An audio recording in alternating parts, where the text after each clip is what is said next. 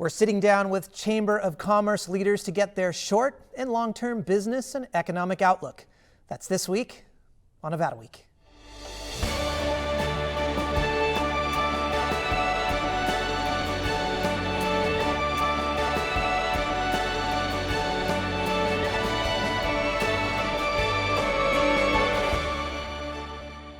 Support for Nevada Week is provided by Senator William H. Hernstadt and additional supporting sponsors. Throughout the COVID-19 pandemic, our chambers of commerce have been a vital lifeline for many small and large businesses throughout Southern Nevada. Their heavy lifting has included educating their members on recent response efforts and COVID trends, connecting members to COVID-19 relief resources, and working with lawmakers to ensure the business community is top of mind in any decision-making. We'll reflect on their work on this week's show. And with a vaccine already being delivered, new federal relief on the horizon, and generally bright economic recovery forecasts coming from our state experts, is our business community optimistic? We'll discuss short and long-term outlooks and what our chambers believe is critical as we move into recovery phases. Well, to discuss all of this, please welcome Ken Evans, President of the Urban Chamber of Commerce, Sunny Venuya, President of the Las Vegas Asian Chamber of Commerce, Carol Colson, President and CEO of the Mesquite Chamber of Commerce, and Gina Bongiovi, Chairwoman of the Vegas Chambers Board. Well, thank you so much for joining us. We have such a diverse panel of chamber leaders around our table. It's great to see all of you, and I want to jump right into this. And we're going to spend most of the conversation talking about our outlook here in 2021 and beyond, but I think we need to talk about what has happened over the last year before we can get to what the future looks like. And so I wanted to start there. And Sunny, I wanted to begin with you. Just when you're reflecting upon the year, chambers have been so critical to what is going on in our local business community. But what really stands out to you and what the Asian Chamber has been able to do here in Las Vegas? Well, there are several things that stand out. The most important ones for me are the help that we were able to give to our business members, such as the grant money that we did, the Tri-Chamber grant that we were able to give out, access to information about other grants. We did a lot of translation for a lot of our members, and that's huge because, you know, basically the Asian ethnicity has 48 different languages. So there's a lot of different languages there that really needed to be translated, and that pertained to grant applications as an interpreter, the PPP process, and other programs. We were able to team up with workforce connection programs to be able to pay some of our members' employees at least half of their salary for about 8 weeks. And then another highlight for me was really being able to work more with my fellow chambers over here and other state-run organizations, state, city, council, the county, and other programs such as SBA and Workforce Connections. Collaboration is such a big part of this, and I hope throughout the conversation we can talk about how our chambers have been able to collaborate. Gina, I wanted to go to you. Congratulations on being the chair of the Vegas Chamber. And let's talk about what the Vegas Chamber has been able to do. I myself, a lot of my preparation for this show is based on a lot of the information sessions and the guest speakers that the Chamber has had. You talk about what really stands out to you of how the Vegas Chamber has been able to help the business community. I think it comes down to mobilization. I mean, the Chamber really, the Vegas Chamber really pulled together all of the resources and the relationships that it had, conducted more than 70 webinars with everybody from the Labor Commissioner to Chair Marilyn Kirkpatrick and Joe Amato, the head of the SBA, to get our members the resources and the information they needed. We offered free chamber memberships because we didn't want it just to be limited to chamber members, because there was such a dearth of information when everything hit, when the shutdown first happened, and a lot of businesses had a lot of questions and their answers were not readily available. So that's really what the Vegas Chamber focused on, is just getting the information out to the people, and that information continued to evolve. I say evolve, which is sort of an understatement. It was like changing. It was like whiplash. Every day there was something different coming out about the PPP, and the guidance was changing, and the U.S. Treasury was changing direction. But I really am proud to be aligned with the Vegas Chamber for its ability to pull all those resources together for the business community. Yeah, you're absolutely right. And the relief particularly came so hard and fast, and the regulations and the restrictions around that seem to change on a daily basis. Carol, I wanted to come to you and talk about in a rural area like the city of Mesquite. What exactly stands out to you in being able to support your specific business community there? So we jumped into action as soon as this started to take off, and we formed a Mesquite COVID-19 task force with all of the business leaders around our community. Our Mesa View Regional Hospital, Mesquite Fire and Rescue, our mayor here and council members here in Mesquite, and got all of our business leaders together so that we could form an action plan on how businesses could continue to operate, had access to the city attorney who could answer questions quickly. Especially, I think there was a lot of confusion about which businesses were essential businesses and what products that they offered that could qualify them as an essential business. We also participated with Workforce Connections in the layoff aversion program, which was extremely helpful to help keep folks on payroll, and disseminating that information as quickly as possible and helping businesses navigate through that so that they could continue to operate while staying in compliance. And Ken, let's go to you. Of course, we've had you on the show before talking about minority-owned businesses and some of the barriers that businesses of color, communities of color are facing here. Now we're talking about a pandemic, and of course we've seen some of the disparities in communities of color. Can you give us some idea of how the Chamber has been able to hopefully close some of those gaps during this crisis? Yes, first of all, thank you for having me. Always a pleasure to be here with some of my colleagues. What I would suggest is that what we were able to do is to bring a perspective to address some of the disparities that were already existing that were exacerbated by COVID-19. Much like many of our colleagues, we were there as a platform and a portal to give our members information through either webinars that we did on our own or through webinars that we did in collaboration with several of my colleagues. Two things I would point out that I think were really important was, first of all, we were an advocate. As it has been mentioned, a lot of times the rules were changing or the parameters were changing on the fly. So we often talked to our members, got frontline feedback from them, and then we were able to relay that either to elected officials, their staffs, or some of the government officials that participated in the process. And in several instances, for example, the commercial rental assistance grant, we were able to influence how they administered it and the parameters they established so it would be less restrictive and reach a wider audience. In particular, business owners that are typically more vulnerable to things that are going on. So that was a big deal. The other thing that I would point out is Sonny mentioned the Tri-Chamber grant. That was very important. We appreciate Clark County. Also want to mention Peter Guzman at the Latin Chamber. Doing collaborations like that enabled us to come up with a grant source that was a little less restrictive and allowed us to reach even more people. So glad that we were able to do that because, again, to your point, there were some existing disparities that were exacerbated by this. So hopefully by us doing some of the things that we did, we helped some of our businesses survive to thrive.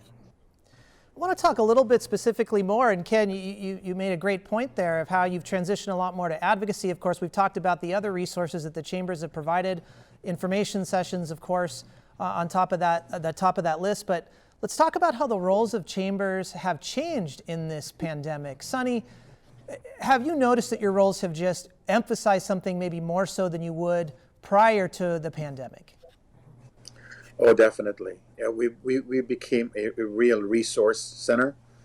In the past, besides we've always been a resource center, but we had a lot of events and we did a lot of that through luncheons and really connecting people together. But in this case, since we couldn't have any of those events, the webinars that we were able to do as well and just giving out the information like my colleague said, especially the amount of information that was coming out that's ever changing on the PPP alone, so many different changes from that thing, and being able to send that out and really help our business members was a big deal for us, and that's a real change for us, becoming a main resource hub. And we're going to talk a little bit more about specific needs of businesses and kind of where the state is of your membership. We had the opportunity, our production team, to go out and talk to one of our local businesses and get an idea of how they're faring during the current era of some of our closures and the spikes that we've seen in COVID cases. Let's take a look at that. 3 years ago, Esther's Kitchen set up shop in Las Vegas's Art District. No one expected success to find them there, but it did, in spades. Esther's Kitchen rivaled restaurants on the Las Vegas Strip. It was the little restaurant that could in 2017, and it's surviving now amidst the struggles of 2020.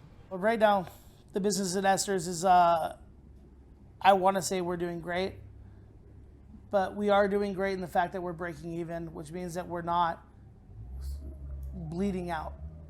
Number one is we just fight through.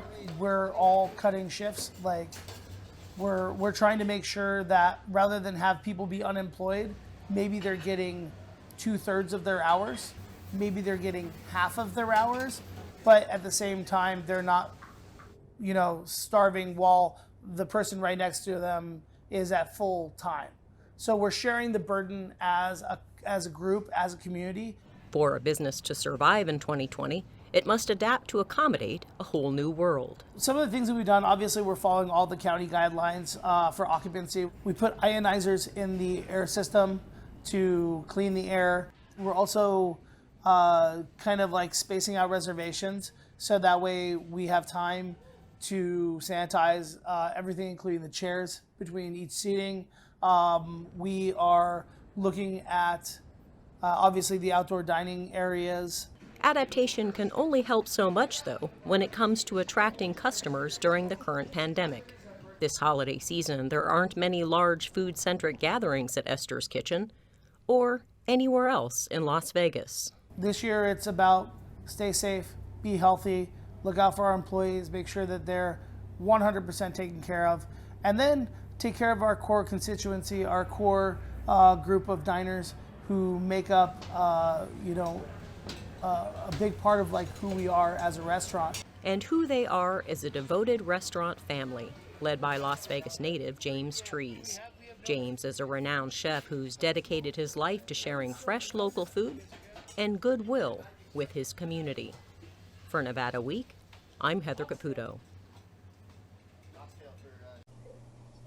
Well, thank you, Heather. We appreciate that. And let's get right into what you are seeing from your members here. A couple things about that clip right there is Esther's Kitchen seems to be doing okay. By okay, of course, the chef said breaking even. Of course, there's a lot of businesses that aren't, and local surveys have shown that maybe 2/3 of businesses are experiencing some decline in revenue. There might be more than half of those that are experiencing significant amounts of decline at 25% or more.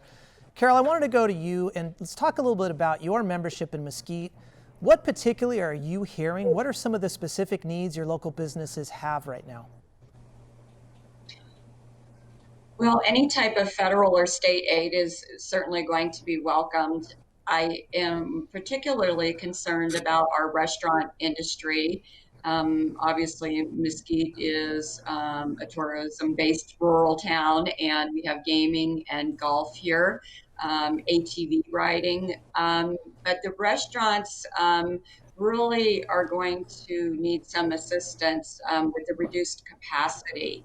That's probably our number one concern here in Mesquite.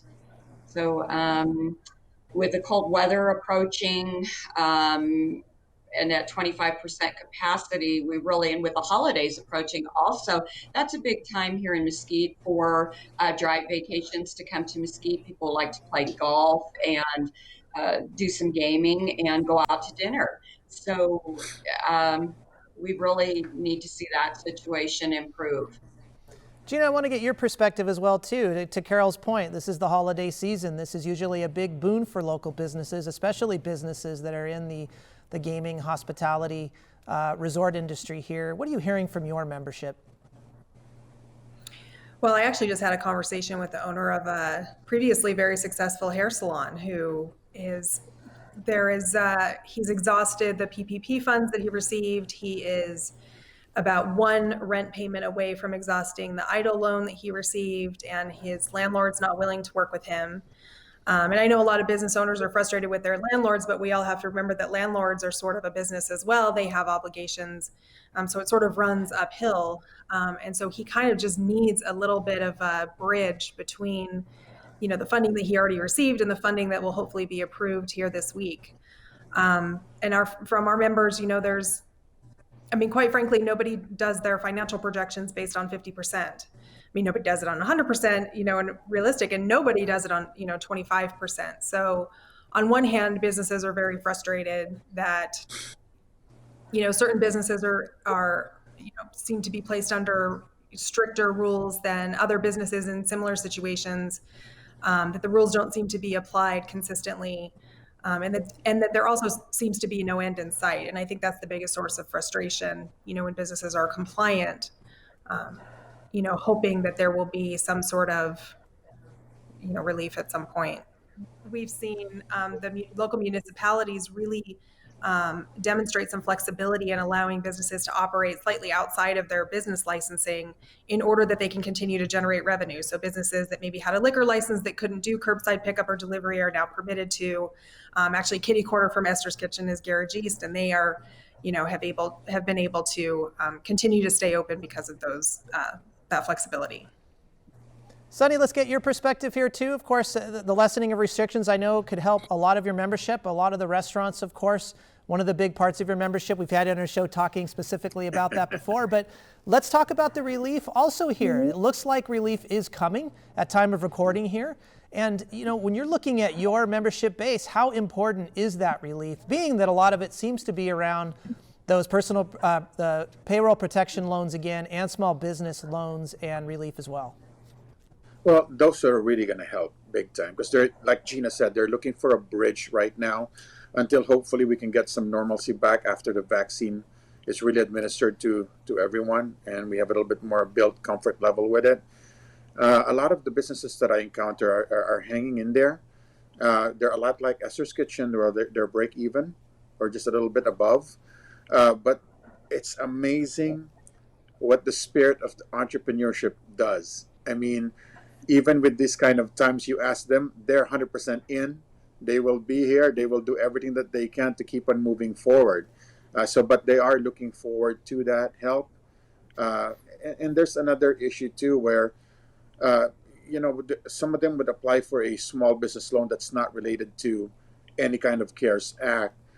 And of course, because of the pandemic and them getting hit with financial restraints this year, it's a little bit harder for them to get a regular loan because of the numbers is not going to be as good as what they had in the past. And of course, financial institutions will be a little bit fearful as well because they're not 100% sure if they'll be able to recuperate from this completely or not. So there you go. And that's a great transition, Ken. Let's talk more about the future here. We have a vaccine on the way, of course, a very bright spot that maybe we're going to be moving towards some level of economic recovery. I want to ask you specifically about your membership, though. How optimistic are the businesses that you have as part of your membership on what recovery might look like over the next year? What I would say is that our members echo what other members have said in some of my colleagues' organizations.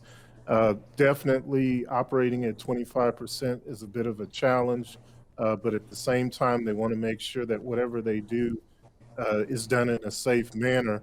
But what I would say is the ultimate message is they do not want to close. In no way, shape, or form do we want to go back to 100% closure. For example, in the food and beverage industry, at least if they're open, maybe they can do the carry out or the takeout or limited dine-in, but at least they can operate. I'll also commend the owner of Esther's Kitchen. Many of our businesses are doing the same thing. They're trying to manage their hours so no one gets 100% cut, if you will. As far as the future, One of the things we're focused on and have always been focused on is diversifying and expanding our economy and encouraging our members to get involved in new and emerging markets. So what I would suggest is that that's the hope and the focus for many of our members, whether they're in healthcare, hospitality, information technology. They're trying to see where we're going to go as a Nevada economy and how they can participate in it. Great point, Ken. Gina, I want to go to you. Let's talk more about how we diversify our economy, of course. And we do have a legislative session at our state level coming up here. For the Vegas Chamber itself, what are some of the target areas you're looking at that we want to make sure we're able to grow and diversify where our economy is going? I mean, that's kind of a loaded question. There's all sorts of, I mean, from the opportunities to, it's sort of at least a two-sided coin, if not a multi-sided sort of Dungeons and Dragons style something. But there's definitely attention being paid toward creating incentives to attract businesses to our community who are maybe outside the state. I mean, there is sort of a mass exodus coming from California. I mean, just my small firm, we've relocated dozens of businesses here from California. And I think there's a great opportunity there because of our geographical proximity. And then we also have, so in addition to attracting people, we really have to make sure that we're playing a little bit of defense on ensuring that we maintain this business-friendly environment that we tout in attracting these businesses. And so there are certain bills that are being proposed that may threaten our ability to sell ourselves as a business-friendly environment with a straight face. And so the Vegas Chamber's government affairs team is really kind of out ahead of that and working very hard. And in my installation remarks last week, I requested that, our members and anybody who's not a member to become a chamber advocate so that the voices of the constituents, which really carry more weight than the voice of the lobbyists, can be heard. So you can talk to somebody like James from Esther's Kitchen and say, how is this affecting you? But that's it's a little bit of offense and defense. Offense and defense, and that seems to be not only a role that all chambers welcome is advocating, especially at our state legislative level, but it seems like that is going to have a greater emphasis, especially over our next legislative session. And we're not even talking about some of the federal policies we might see change in the advocacy that I know all the chambers around our table here are also working with our Congress and our Senate. Carol, I wanted to go to you specifically and talk a little bit more about that advocacy aspect, and at the state level or at your municipal level, how your chamber is involved in making sure there are those protective policies for local businesses in Mesquite. Sure. So we've been, since the pandemic has really started, we've been involved with lots of other rural chambers, not just here in Nevada, but also over, because we border two other states in close proximity. But we've been in touch with other rural chambers so that we can have a collaborative voice on policies that are being set. And I anticipate that in 2021 we will be even more aggressive, I would say, in the advocacy for businesses, especially small ones. It impacts us immensely here with what has happened in the pandemic. Obviously we are in Clark County, but so close to the Utah border, we have to make sure that we have a collective voice together for the rural chambers. So I anticipate being very active on behalf of businesses in 2021. And we have just a couple minutes left, and I want to build off of what Carol just said, and back to the beginning of our conversation. Let's talk about collaboration within the chambers here and more of what the chambers' roles are here. First off, how collaborative are the chambers typically? Let's talk about maybe before the pandemic. How often do you guys get together? How often do you guys put your heads together, kind of develop strategies, particularly when we're talking about maybe legislation and policy changes here? And Ken, let's go to you. I would say that prior to COVID, as a general rule, we definitely collaborated. One of the things we appreciated, and I'll say thank you to Mary Beth and Paul Maracan, is that they made an effort to reach out, keep us informed of some of the things that were going on during the legislative session, solicit our input, our members' input, and then make it part of a collaborative message that was given. Definitely since COVID-19, we've been meeting on a weekly basis, and I'm sure that'll continue into the legislative session. That's great. Wonderful. Gina, let's get your perspective on that. How maybe can we collaborate more than we already are now? Well, I mean, I think there's a really great opportunity now that everybody has suffered the very steep learning curve in shifting to a virtual environment to keep that collaboration going and keep that momentum. It's so much more impactful when we're able to speak with one voice by and large. I mean, certainly there will be points where certain pieces of legislation may work for some, but not all. But by and large, most of the legislation that's good for the larger businesses is also good for the small business. And so to the extent that we can speak as one voice, collaborative, and present a united front to the lawmakers, I think the more successful we'll be. Well, Gina, Sunny, Carol, Ken, appreciate your time. Thank you so much. And thank you, as always, for joining us this week on Nevada Week. For any of the resources we've discussed on this show, please visit our website at vegaspbs.org/Nevada-week. You can also find us on social media at Nevada Week. Thanks again, and happy holidays to you.